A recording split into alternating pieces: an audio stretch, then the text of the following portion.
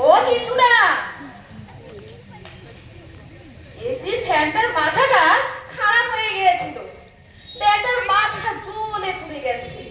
কি আর করবে বলুন, গরমে আমাদের গরম লাগে, কষ্ট হয়, ওরাও তো ঘুরছে অবিরাম সারাদিন গরমে। আচ্ছা, তুমি রান্না করতে পারো? হ্যাঁ, ও সব পারে। ওই বল না, তুই যে নতুন নতুন কত রেসিপি ট্রাই করিস। খেতে যখন হয় এটা তো শিখতে হয়। আপনার ছেলে পারে, মানে ধরুন আমার কখনো অসুবিধা হলো তখন করে দিতে পারবে তো রান্নাটা? ছেলেরা আবার রান্না করবে কেন? ছেলেরা তো বাড়ির কাজ করে না। তাছাড়া আমার ছেলে সফটওয়্যার ইঞ্জিনিয়ার। ও তাই, ঠিক হতে চাই, তবে রান্নাটাও করবো। ওটা তো সবাইকেই শিখতে হয় জীবন ধারণের জন্য। তার মানে এই নয় যে আমি শুধু রান্না করবো আর আমার স্বামী শুধু খেয়েই যাবে। তুই চুপ কর তো। প্রয়োজনে সেও করবে।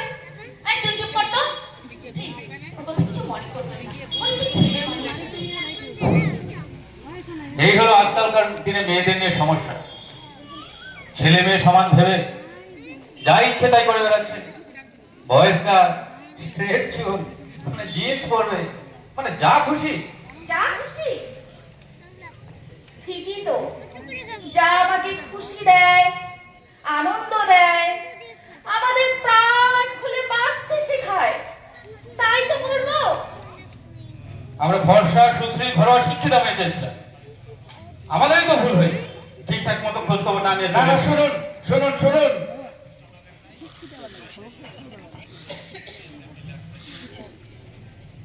তোকে নিয়ে তো আর পারছি না।